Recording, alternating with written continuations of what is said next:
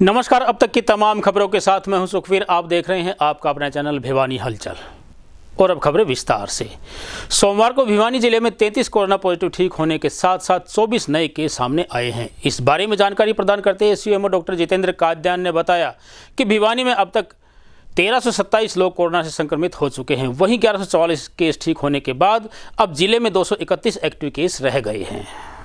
जिले में बीती रात को 24 नए कोरोना पॉजिटिव केस सामने आए, जिनमें से 3 पतराम गेट भिवानी, 1 न्यू भारत नगर, 2 विद्यानगर, 3 पुराना हाउसिंग बोर्ड से, 2 जगत कॉलोनी से, 1 बीटीएम लाइन से, 1 पिछला बाजार से, 2 पटेल नगर से, 1 गांव सिवाड़ा से, 1 शिवा हाई स्कूल बापोड़ा से, 1 वार्ड नंबर 13 बहल से, 1 एनएसजी हाई स्कूल बापोड़ा से, 1 green valley school Jamalpur, 2 HDFC bank Bhawani Kheda से, 1 गांव सांगा से और 1 सेक्टर 23 भिवानी से है।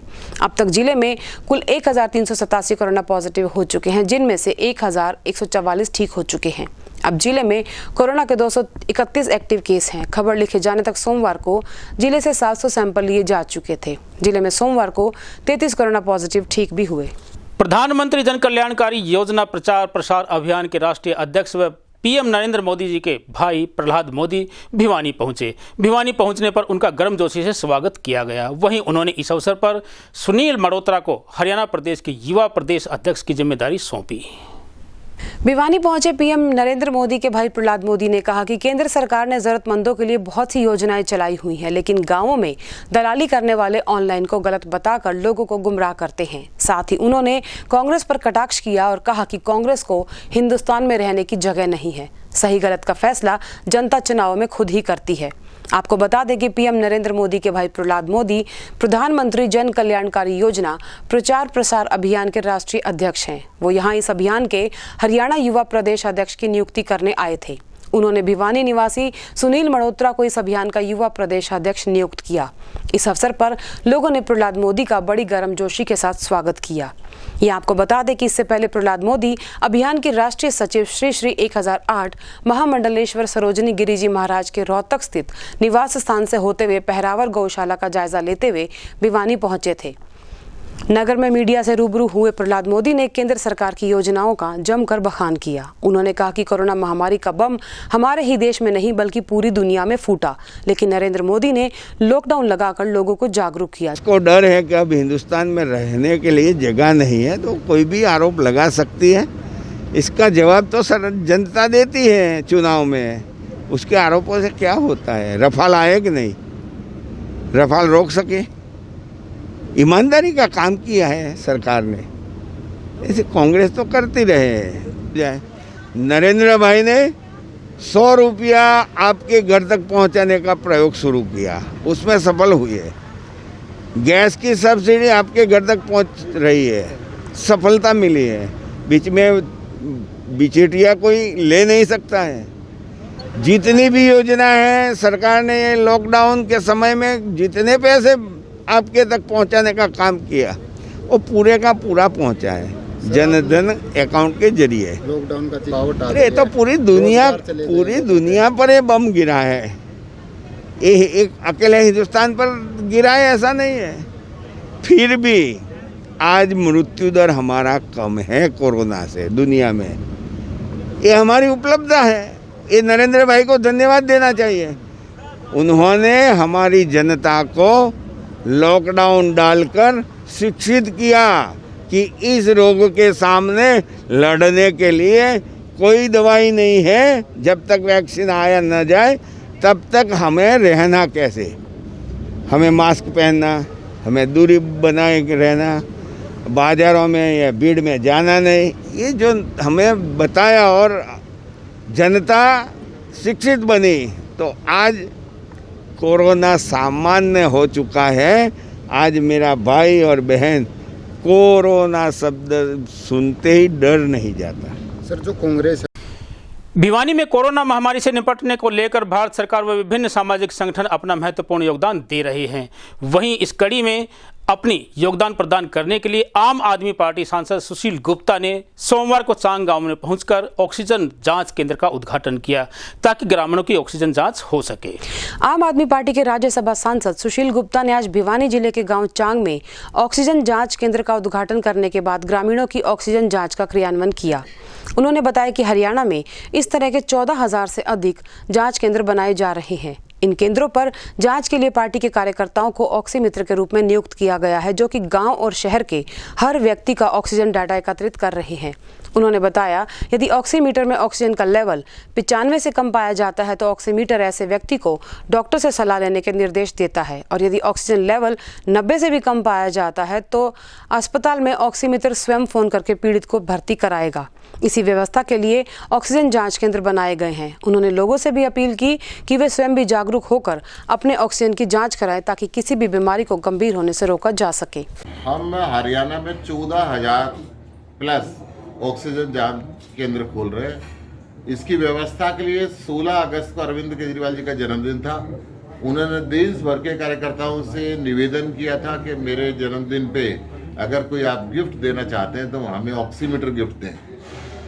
पूरे देश के कार्यकर्ताओं ने ऑक्सीमीटर गिफ्ट दिए, और जैसे जैसे गिफ्ट मिलते जा रहे हैं, हम हरियाणा सहित देश के बाकी राज्यों में भी हर गांव में कोरोना से बचने के लिए, उसकी जागरूकता के लिए ऑक्सीजन जांच केंद्र खोलते जा रहे हैं। हर गांव में हमारे कार्यकर्ता हैं, उसके घर के ऊपर हम खोल रहे हैं। उनको एक रजिस्टर हम दे रहे हैं, रजिस्टर लेके जाएंगे, कोरोना की जांच करेंगे, उनका कोरोना की नहीं ऑक्सीजन की जांच करेंगे। सैनिटाइजर हम उनको दे रहे हैं, मास्क उनको दे रहे हैं, ऑक्सीजन मीटर दे रहे हैं, रजिस्टर दे रहे हैं। रजिस्टर पे वो व्यक्ति का नाम लिखेगा, उसका पता लिखेगा, उसका मोबाइल नंबर लिखेगा और उसकी ऑक्सीजन कितनी है लिखेगा। साथ में नियरेस्ट 10 हॉस्पिटल के टेलीफोन नंबर लेके जाएगा।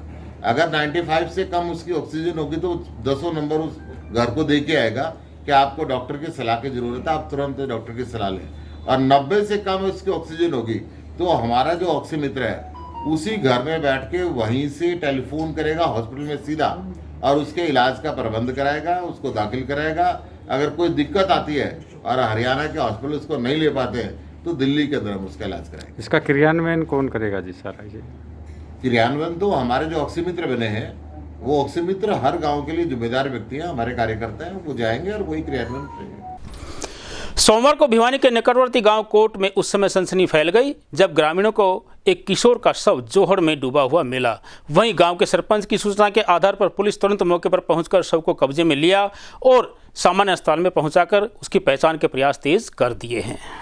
गांव के सरपंच ने बताया कि एक व्यक्ति भैंसों को पानी पिलाने के लिए जब जोहड़ में लाया तो देखा कि किसी व्यक्ति का शव पानी में तैर रहा है। इसके बाद तुरंत पुलिस को सूचना दी गई और पुलिस ने मौके पर पहुंचकर मामले का संज्ञान लिया और शव को बाहर निकाला। संबंधित थाने से मौके पर पहुंचे एसएचओ ने बताया कि ग्रामीणों द्वारा सूचना पाकर वो यहाँ पहुंचे और लोगों की मदद से शव को बाहर निकाला और फोरेंसिक टीम भी मौके पर बुलाई गई और शिनाख्त जारी की गई। प्रथम दृष्टया मृतक की उम्र 14 से 15 साल लग रही है, जो कि किशोर है। फिलहाल शव की पहचान नहीं हो पाई है और शिनाख्त के लिए ग्रामीणों की मदद ली जा रही है। क्या कर रहे हैं? आज सरपंच कोर्ट ने सूचना दी मुझे मोबाइल फ़ोन के माध्यम से कि एक लड़का जो है डूबा हुआ है गांव के जोड़ में। इस सूचना के पाते हम मौके पहुंचे हैं। मौके पे जाके देखा है तो एक लड़का करीब 14-15 साल की उम्र है जो डूबा हुआ प्रतीत होता है प्रथम दृष्टया देखने से। इसको बाहर निकाला गया है। एफएसएल टीम को मौका बुलाया गया है और आइडेंटिफिकेशन के प्रयास किए जा रहे हैं। अभी तक बॉडी जो है आइडेंटिफाइड नहीं है। इसके लिए क्या करेंगे? इसके लिए आस पड़ोस में स्कूलों में आस पड़ोस के जो बच्चे हैं उनसे कांटेक्ट किया जा रहा है और इसका भरसक प्रयत्न किए जा रहे हैं कि इसकी सबसे पहले आइडेंटिफाई हो। भाई जोड़ में डांगर पशुओं ने पानी पियाने खातर आए थे, जो पता पड़ा भाई एक डेड बॉडी पड़ी है जोड़ में। तुरंत औद्योगिक क्षेत्र थाना को सूचित कराया। डेड बॉडी गांव की नहीं है, बाहर की है। ना कोई पहचान नहीं है, अभी तक कोई पहचान नहीं हुई है। मैं कोट गांव का सरपंच हूँ। मैं आस पड़ोस में या बैंक कॉलोनी है जैसे कोट रोड है, यहाँ आदमी भेज के पता कर रहे हैं इसकी छानबीन मतलब इसकी पहचान करने के लिए। पुलिस ने क्या कार्रवाई की? पुलिस प्रशासन आया है जी, अभी डॉक्टर टीम भी आई है। भिवानी में सेक्टर 23 के निकट लठियावाला जोहड़ व आसपास के क्षेत्रों का किया जाएगा 50 लाख रुपए की लागत से सौंदर्यीकरण। यह कहना है भिवानी के विधायक घनश्याम सर्राफ का। वहीं उन्होंने बताया कि जोहड़ परिसर में फलदार पौधे लगाकर जोहड़ के चारों ओर बाउंड्री वॉल भी बनाई जाएगी। महम रोड स्थित लठिया वाला जोड़ और आसपास के इलाके के दिन फिर गए। उक्त जोड़ की खुदाई शुरू करवाने के साथ साथ कायाकल्प की तैयारी भी शुरू हो गई है। जोड़ की खुदाई और अन्य कार्यों पर करीबन 50 लाख रुपए की राशि खर्ची जाएगी। जोड़ की खुदाई और सौंदर्यीकरण के कार्य के लिए विधायक घनश्याम सराफ ने सामाजिक संस्थाओं से भी सहयोग की गुजारिश की है। इस दौरान विधायक घनश्याम सराफ ने जोड़ से जुड़ी अनेक स्मृतियों को भी साझा किया। आपको बता दें, जोड़ की खुदाई के बाद चारों तरफ की बाउंड्री वॉल भी कराई जाएगी। इसके अलावा जोड़ के चारों तरफ 8 फुट चौड़ी पगडंडी का निर्माण कराया जाएगा ताकि सुबह शाम के वक्त बुजुर्ग और अन्य लोग घूम सके।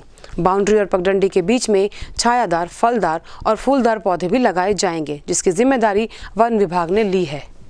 अब मुझे दीजिए इजाजत। देखते रहिए आपका अपना चैनल भिवानी हलचल।